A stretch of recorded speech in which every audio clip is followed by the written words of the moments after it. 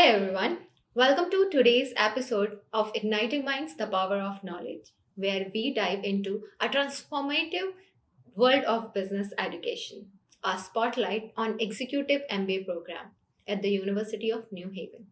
Today's program is not only enhance your leadership skill but also expand our professional network through diverse cohort of peers, industry expert and alumni.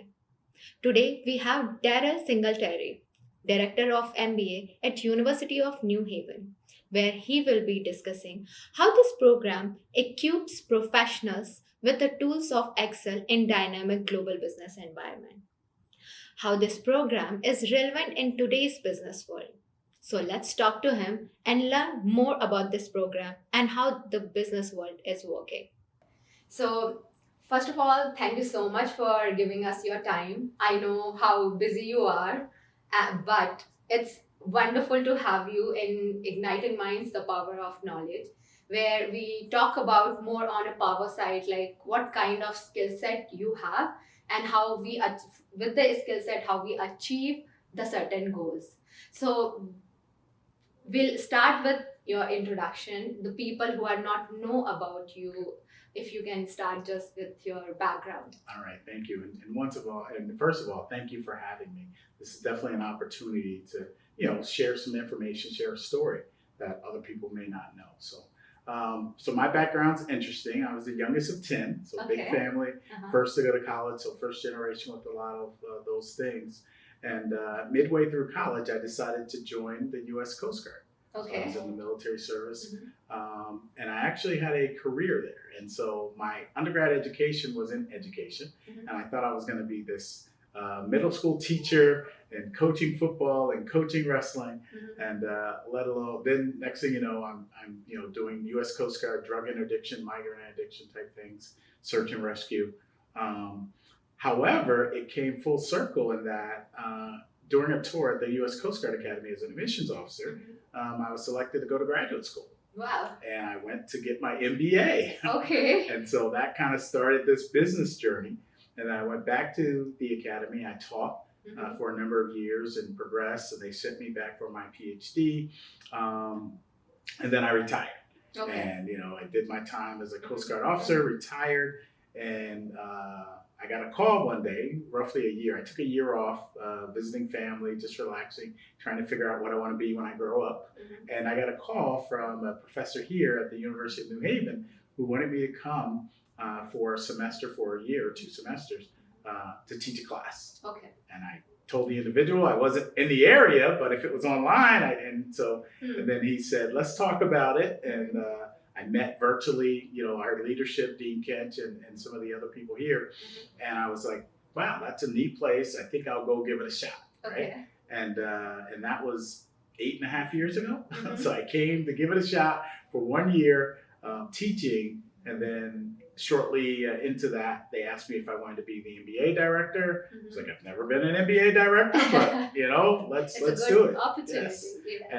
And it's been a lot of fun. I mean, just watching the program grow, meeting the different students, and at different times we've had different geographic influence with students, Mhm. and then watching us move out here to Orange campus and the faculty grow, and it's really been a neat opportunity. So when you joined the University of New Haven, how it was, and after once you joined, and how it become? So I'd say number one, the university was welcoming. Okay. During that time. So it was just we were on main campus, the College of Business, and so you were mixed in with all the other faculty and things, and so your classroom could be in this building, in this building, in this building, Mhm. and so what I've seen and noticed, the warmth and the welcomingness has been there. Okay. But as we got the opportunity to move out here to Orange campus and really create a business school identity. Mhm. Like out here, we have our business school identity, Correct, mainly as correct. graduate students, but we do have some undergrads who are taking their senior courses here. And it really, when you walk in, the main door, that it's mostly business students, it's mostly business classes. Mhm. If there's a recruiter or the career development centers here, they know they're talking to business students. Correct. And so that culture of, we have our own business community, Mhm. I think that is one of the most, remarkable things that we've been able to build over these past few years. Okay, so let's talk about your role. Okay, student who are not aware, like what exactly you do, what is exactly your responsibility towards university and the students? A lot. I must say that a lot, but just to make student understand, like, Absolutely. okay, what exactly. And so as the MBA director, or any, let's say, graduate program director, so my first role is to find talented students and admit those talented students, right? And so go through the admissions process. We have a team to answer certain questions about, do you get this waiver? Do you get this scholarship? Do you get accepted? Okay. Right? So that's the first piece. Okay. And then the second piece will be once you get here. Okay. You know, how do we get you oriented? How do we get you ready to be a successful Pompeii College of Business student?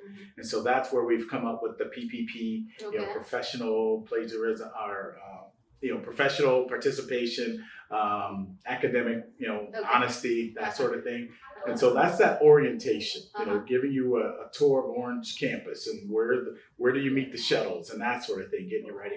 And then as the students progress through the program, it's my job and the advisors, Miss Mona and Miss Jen, their jobs to just help you with, what changes in your life. We all come in semester one and we go, I want to graduate 4 years, I want to take 3 classes a semester, that's it. And then you get an opportunity. And so then it becomes, okay, how does this opportunity fit in and how can I make some adjustments? And that's where, Jen and Mona are amazing with that. And I'm sort of on the back edge if they have any questions. And remember, I'm still recruiting the whole time, still admitting the whole time. And then the next piece that I would say during the semester that I see with the students in the program is I'm the person that's looking at the classes, looking at the pass fail rate, the academic integrity issues, all of those things. Should we add a new concentration? Is this course not being effective the way it's taught, etc. And if we do want to make changes, that's when I speak with the dean or the department chair, and then they interact with the professors. So it's sort of that. I'm the behind the scenes, taking a look, keeping an eye on everything, etc. And then finally, I'm that person that at the end of the semester, when things don't go well for a student, that they come and talk to me and we create a plan to hopefully get them back on track. Or I'm that person that has to, alert them that there are other wonderful educational opportunities outside of the University of New Haven. That's a sad job. So fun. And then finally, the final thing that I do is at graduation. And that's sort of the best, is that when you look, and sometimes it's 1 year, sometimes it's 1.5, sometimes it's 2 or more years of where you started, and to see you at graduation. So I'm there congratulating you, taking pictures. And then even beyond that, like as you go into the world and you're doing big things. And that's one of the interesting things being at the grad level. I've been at the undergrad level, for my Coast Guard and the previous time. You get these 18-year-olds who haven't been exposed to a lot, and then you're shaping them and they go off. But at the grad level, you're already successful. You've already been exposed. And so it's really just about helping you continue in your dreams, helping you continue your success. That's how Executive MBA comes in. Yes. We take more experience who already got the exposure of the corporate world, and that's how and they get into they know what they are doing, right? And that's how they bring more experience. And you must be witness to people who join and they get into, okay, they are not that. And once they go out from the university, you are looking them oh my God, you see the difference. Do you have any success story? There's a number of entrepreneurial MBA students that we've had, a number of people that went and ran or are now running their family businesses. So we've had all that. Of course, we've had the large company placements, Google. Let me see, I know we've had a Google. Wow, that's we've had your KPMG, your big accounting firms, and I have some pretty good students. So my favorite though, here's my favorite. Okay. I'm actually working on number 2 to my knowledge. Actually, 2 are in the pipeline. My favorite thing has been to find those ambitious MBA or graduate students who get that urge to want to be a professor. Okay. And so just recently, one of my previous MBA students, she graduated from local university, and now she's an assistant professor, tenure track University of Wisconsin at Madison. Wow, that's Dr. Tracy Kahn, shout out to Dr. okay. Kahn. Yeah. And but she's a proud graduate of UNH MBA, and so now there's 2 more that are in the pipeline, going down that PhD business professor route. Wow, that's good to hear that they are like getting placed in the university itself, which is so amazing. Now let's talk about the course model. Okay. How the course model, and you just mentioned you are trying to look the background that how it should be relevant, this particular course should be relevant to the market, right? So what are the industry requirement you see and how you enhance the MBA curriculum or the activities? Okay. So the MBA is a special degree and compared to all the other master's degree, because typically with a master's degree, it's a follow-on from your undergraduate. And so you already have to have an undergraduate in biology, and then you get a master's in biology. Whereas the MBA, it doesn't matter what your background is. And so you'll have classmates that are communication major, music majors, engineers, forensic scientists, right? Just, we have a number of especially international students that will already have a doctorate degree. They'll be a doctor of pharmacist or a lawyer, etc. But they'll come back for their MBA. So that's one of the unique diversifying qualities, I think, of an MBA program, is that you are going to have all these different backgrounds of people who all they know is they want to learn more about business. And some will have some business background, some won't have the business background. And so that's where, when we are looking at our foundation courses, we'd love to just get rid of them, right? Our prep or foundation courses, but you can't because you're going to have some students that never had a business course. They've never taken accounting, never taken finance, never taken economics. And so they do need that semester, that interaction of learning some of the terms and learning some of the thought process. Whereas other students, they've had a couple business degrees. So we try to make sure that we don't, that we properly give those waivers so that everyone can be successful. So that's the one piece, is that you can't really look at a record and say, oh, this is a music major, they're not going to do well. No, that's not the case. So what we look for are, were you a good student at the undergraduate level?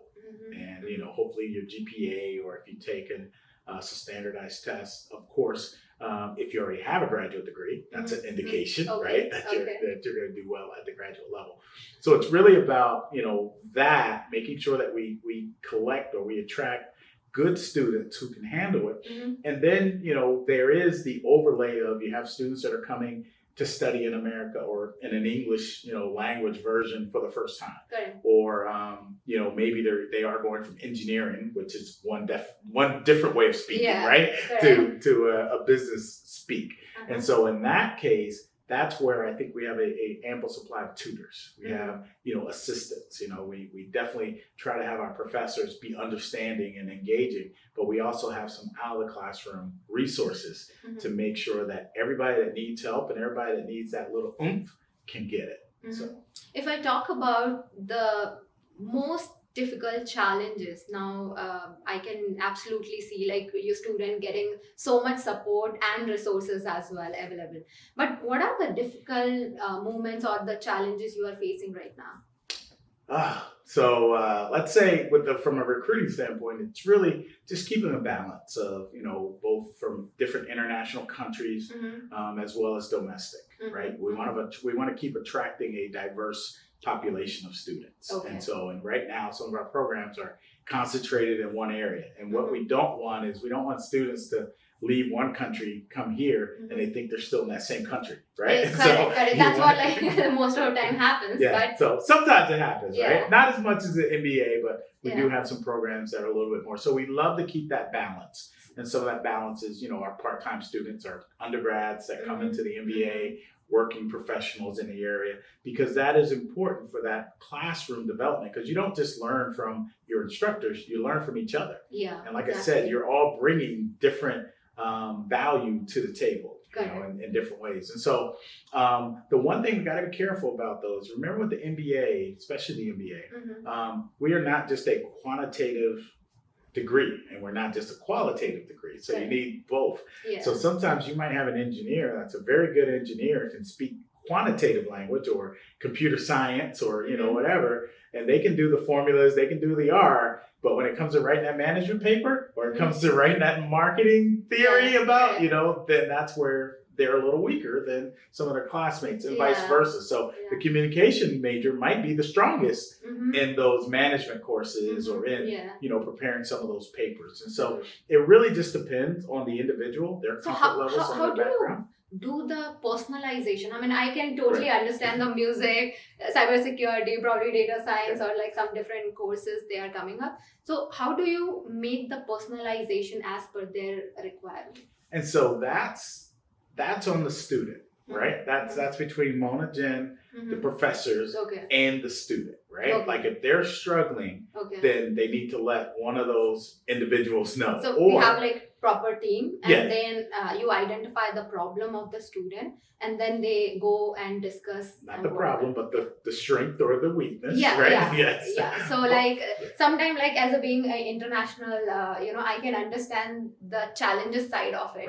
So when I'm getting confused, I feel like, okay, what I'm supposed to do, who's the person who's gonna help me out? So like talking on that angle, so that you have like a team, proper team, where like they understand their confusion or a dilemma and try to resolve it. Am I correct? Absolutely. That's Mona and Jen. That's Miss Mona and Miss Jen. And we're one of the few colleges here at the university that has that setup where we have two academic advisors at the graduate level, and we split the alphabet in half. And so it doesn't matter what your question is. If you have a question, you can email, you can go see Mona, you can go see Jen, and they're either going to give you the proper instruction of reconnecting with the professor, going to the tutoring center or one of the TAs, et cetera, to get assistance, or it could be a non-academic issue. And so they'll say, hey, you might want to go talk to the dean of students. The other tool that we have as a university that's become very valuable over the past couple of years is our Navigate system. And that's where any professor or any staff member can put an alert in the system under a student's name. And so it can be a good alert. It could be a kudos, right? That you're doing very well in this class, keep up the good work. Or it could be a need to improve attendance, need to improve assignments, need to ask questions to make sure you're understanding the concepts. And so then we can follow up. But we've also, that system has helped us get to more other issues, right? That because sometimes it might not be the students in the classroom abilities, but it's the fact that their housing situation isn't stable. It's the fact that their commute isn't as effective as it need to be. And so to talk to someone to try to put them in a better situation, and then they can reach their full potential. Okay.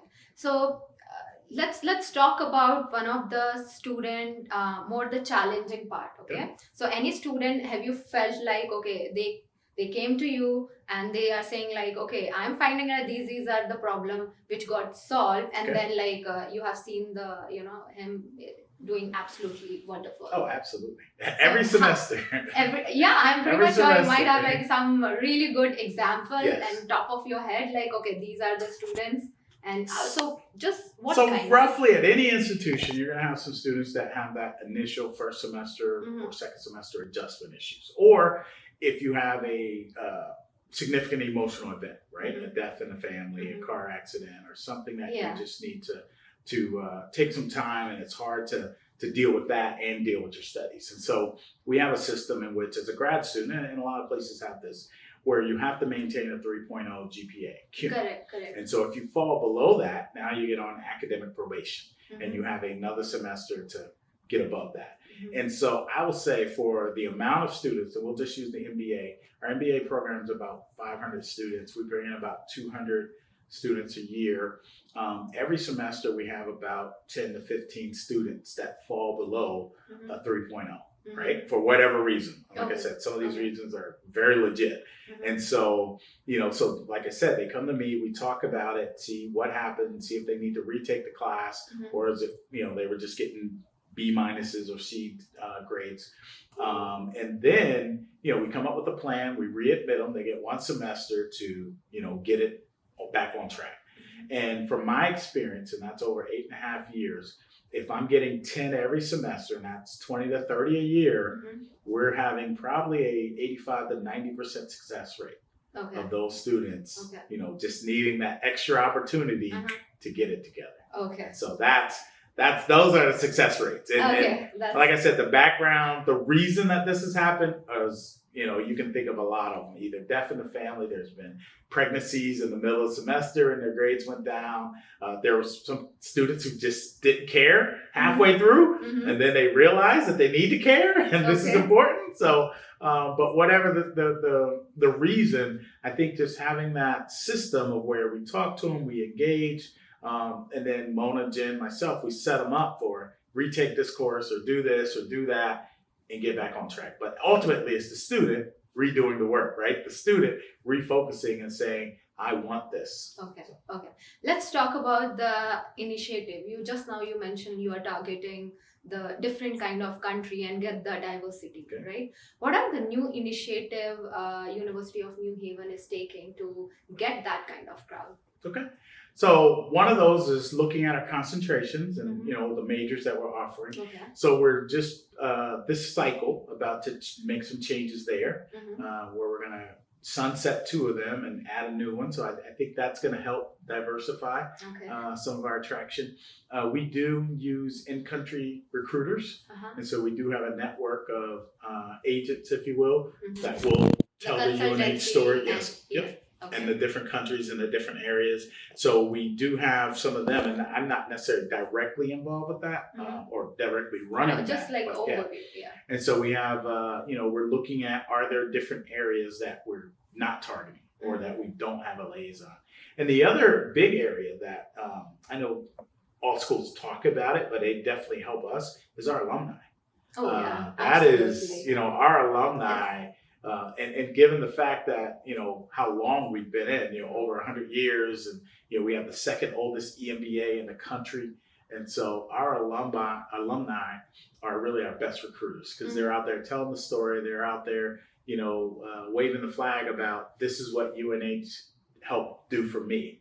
And so, that's one of our big So things. Alumni, like you see they get placed over here, just to trying to make viewer understand that a lot of alumni we have and they are placed here, and those people help university to get the more student, get more placements, and how we are they are also sending the students and promoting in their own company that this is the MBA and you are a professional. I think you require more professional education probably, so that will help you to strength here to here. Is that what you mean? Absolutely. That's the way it goes. And so for every alumni, if they can give you one person every other year, you're going to be doing amazing. You're going to be doing amazing. Okay. Now let's talk about getting the new companies. Okay. Now, since MBA is absolutely its next level kind of program, how we are doing the initiative, or the people,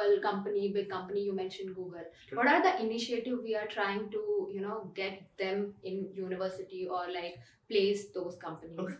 So 2 things. Our Career Development Center, they are amazing. They've been ranked nationally for the past 5 years or so, about just doing a wonderful job. And so they have a team that, are engaged with corporate engagement. And so whether that's local, that's national, they're the ones that are managing the campus fairs. They're the ones that's managing, how do you interview? How do you, tighten up your letter of recommendations and your resume, et cetera. So I have to give shout out to Career Development Center, number 1. Number 2, I will say the Pompey College of Business leadership, the dean, has found that, that we can be better. And so we've just created an assistant dean for corporate outreach within the Pompey College of Business. And that individual is interacting with local companies, interacting with, networks about, letting them know that we are here as far as the Pompey College of Business. And we have, highly talented students for internships, for job offerings, et cetera. I know we just made some connections with a couple companies that, students are interviewing with, and we're trying to do some out of the box thinking about how do you make this happen? How do you do it? And then finally, it's the students too. I mean, it's you networking with your professors, you're networking with each other, and, you got to be out there. I mean, unfortunately, there's a lot of MBAs, there's a lot of students, there's a lot of talent, right? That you're competing against. So that's where it is about how do you set yourself apart? How persistent are you? You know, and unfortunately, you've heard the stories, and like I said, we have a pretty good success rate, but you know, these students are putting out 25, 50 applications, Correct. you know, and then hopefully getting some choices out of that. But so that all, you know, it's all got to come together. But I think CDC is number one, what the College of Business is doing, and our emphasis by making a position that is focused on that, and then just supporting our students. I mean, that goes back to that campus atmosphere. And that's why you see us having the surveys and having the interaction, but we want you guys to feel comfortable. And so, you know, when you're not having success on the job market, come talk to us, and we can hopefully point you in the right direction. Or, you know, when you are having success and you love the environment and you love you're going to share it. You're going to tell your friends. You're, you know, be on the phone back home. So it's really about having that atmosphere versus, oh, that's just a place I got to go to class for 3 hours and then I go home. And you know, it's like. And also, I believe like it's depend on the, you know, student. Lot of things depend on the student, how the personality. Right. Are we like putting more aggression or like, you know, trying to learn something? Right. Are we trying our luck? Are we trying to grab the best opportunity and using all the curriculum, whatever like resources university is providing, right? But having said that, right now everybody knows market rate and market is absolutely, you know, not very good. So I want to know, like, is there any effect even though university, and how you are tackling that? Every semester students are coming in the university, and students have to go to the market, hit the ground, right? So how you are handling that particular pressure? That's it. So and like I said, I think the MBA, we have an advantage over, you know, some of the other programs, because remember, let's say not even business analytics, because they're kind of everywhere. Yeah. But let's say forensic science, right? Their forensic science graduates are looking for a forensic science job. Correct. And that's either going to be government, maybe private. You know, they're not going to do a whole lot of entrepreneurship, right? Starting their own business, et cetera. So they are kind of limited when you compare it to an MBA. Because once again, remember I told you coming in, my MBAs are engineers. My MBAs are music industry. My MBAs are business, right? Some of my MBAs already have MBAs. Some of my MBAs work 5-7 years with a major firm. So they already have these legs up if they want to, you know, go to that. So it's not just a, you know, I guess you could say business, but it's a diverse business industry, right? So you think about, you know, sport management, right? I have an MBA that'll have an undergraduate sport management degree. They're not looking at the traditional businesses. They're looking at, hey, I might want to go to an NBA team, an NFL team, an MLB team, because they all have business offices or business operations that MBA experience is going to help them with. And so while it is unique, I'm not going to deny that. I think with the diversity of an MBA and the fact that what you're coming in with influences it, you know, you're all not competing against each other. You know, you're going your different avenues. Now, if you are that, you know, undergrad business commerce, undergrad business commerce, and you come and do a business MBA in data analytics, then yes, you too, with no work experience, then yes, you are probably competing with the same person with that background, right? And your personality will set you apart, et cetera. But a lot of times that is not the case. There's a lot of diversity because of background, because of major, because of experience, what they want to do. Like I said, entrepreneurship is a big one. Family business is a big one. That, you know, yeah. So what about the networking? We just spoke about the alumni, right?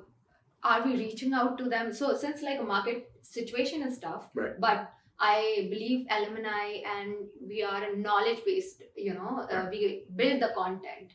So alumni, does they help, or like are they helping to, you know, identify students and trying to do the placement? So that's how like we settle the market probably. So yes, absolutely. So remember, so yes, we have alumni who are in senior executive positions who reach out to Dean Kench or myself and say, hey, I got an opening for this position coming up. Can you send me some names? Yes, we have that happen.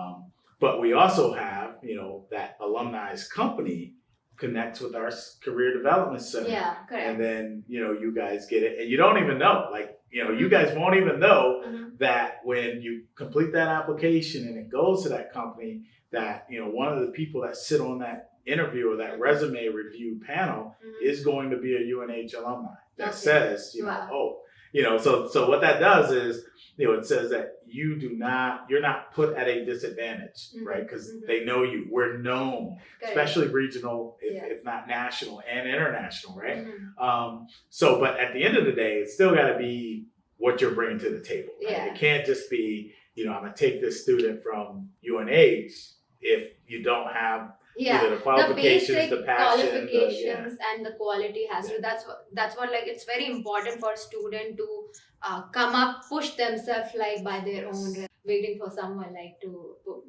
pick up. Right. And that goes back to that whole culture thing. And that's why we, one of the 4 P's is participation.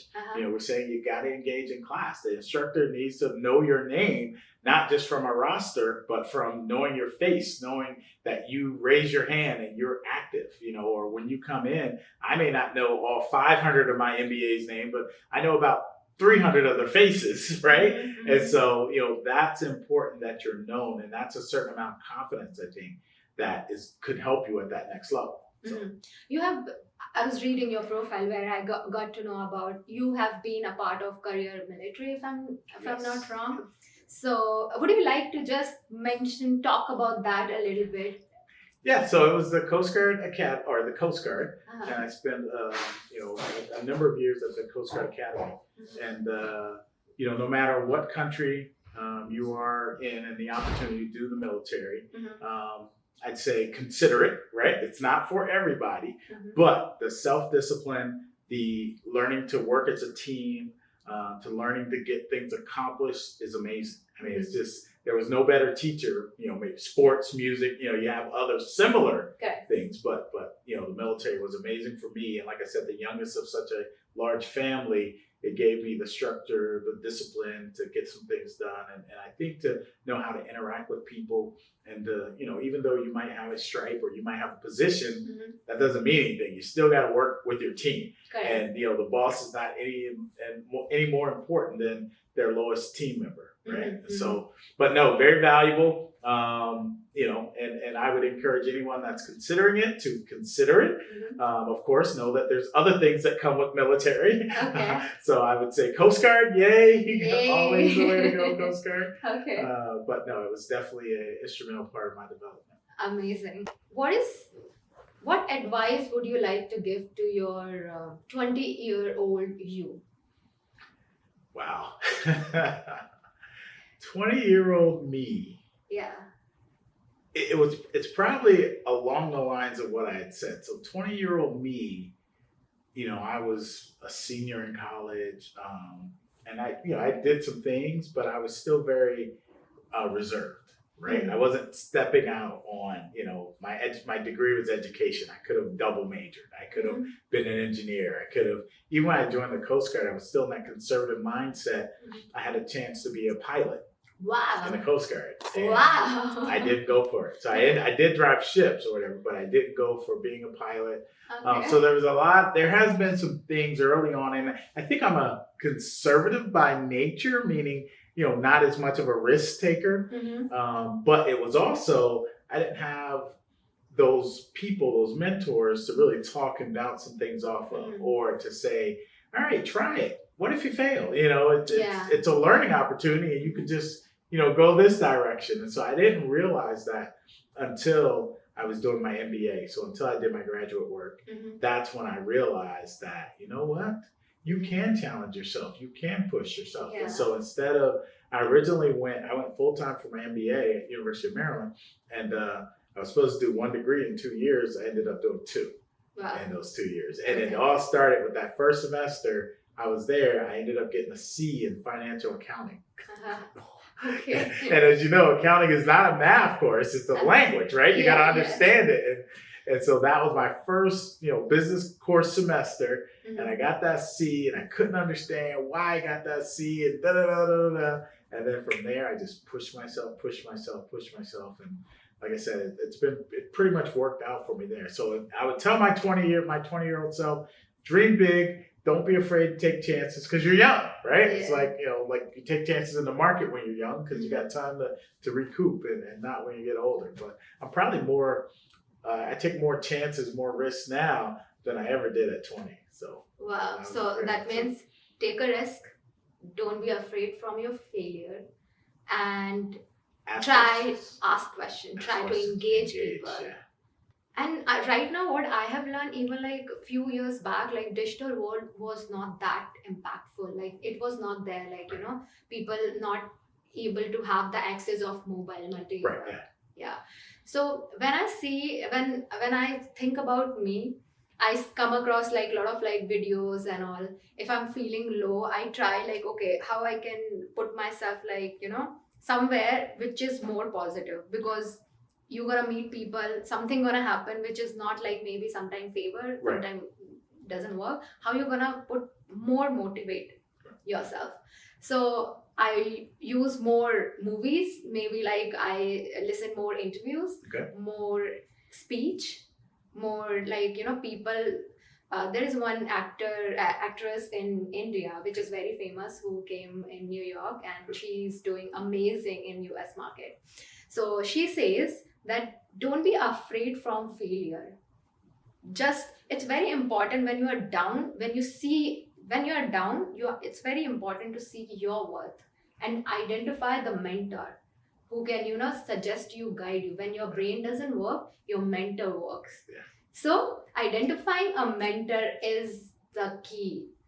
So that's how like you get the direction. Yeah. So tell you like what needs to be done. Yeah. So like I said, formal or informal mentor, and it could just be a conversation. We're sitting on the shuttle riding 15 minutes to campus, and we have a conversation, and next thing you know, you're saying, I've had a lot of that happen while I've been here, where students are like, oh, I'm thinking about this, and I was like, oh, have you talked to Professor so-and-so? Because they never knew, but you got to get it out there, and especially like someone like me who's a program director, so I interact with a bunch of professors, I interact with the students and the dean, the leadership. So me, Ghazi, we're good connection points because we do interact with everybody. As you name the people, think about it, I know all those people. I know Sue, I know Ophelia, I know Cindy, I know, it's just because of the nature of my job, whereas a normal professor, they might not know all those people because that's not their normal interaction, their normal day. So that's how like I thought it's high time. It's very important being a media person. I've been working in media past 8 years in India. So I thought like it's high time I have age. I can probably like, let's try new thing. Let's try the global. That's how like I came. And I must say that I vividly remember my first interaction with you.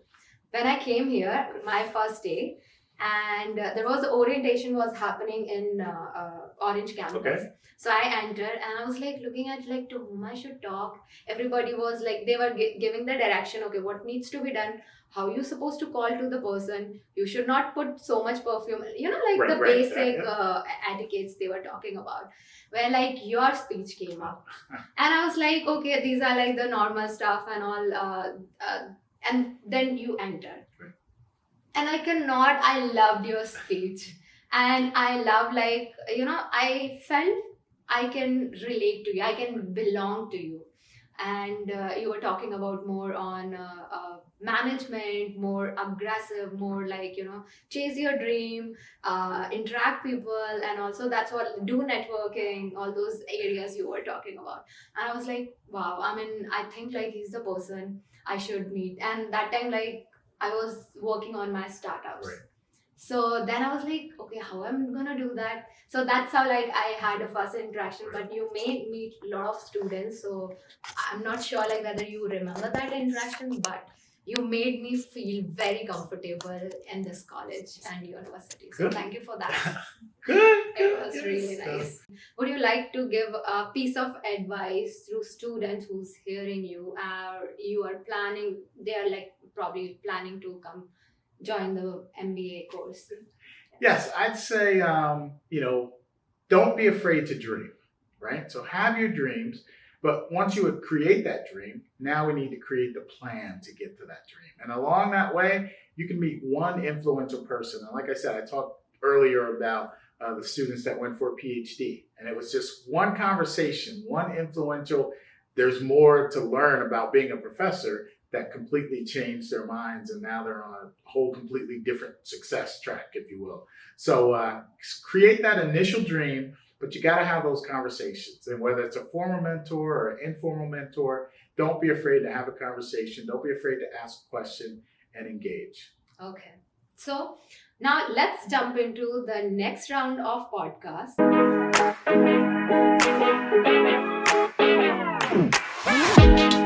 Okay. It's a fun round. All right. Where it's a rapid fire. Okay? All right. So I'm going to say one word to you. Okay. Whatever comes in your head, you have to say that. Got it. Are we ready? We're ready. Okay. Leadership. Coast Guard. Strategy. Management. Finance. Money. Marketing. Important. Operation. Efficient. Entrepreneurship. Exciting. Innovation. Needed. Analytics. Amazing. Data. Amazing. Globalization. Very important. Ethics. Critical. Negotiation. A skill. Human resource. HR. HR. Yeah. Valuable. Okay. Organizational behavior. One of the best. So now I'm using more than one word, right? That's my background. So amazing. No. Okay. And corporate world. Interesting. Okay. And University of New Haven. Unique. Darell? You? Oh, me? Yeah. Average.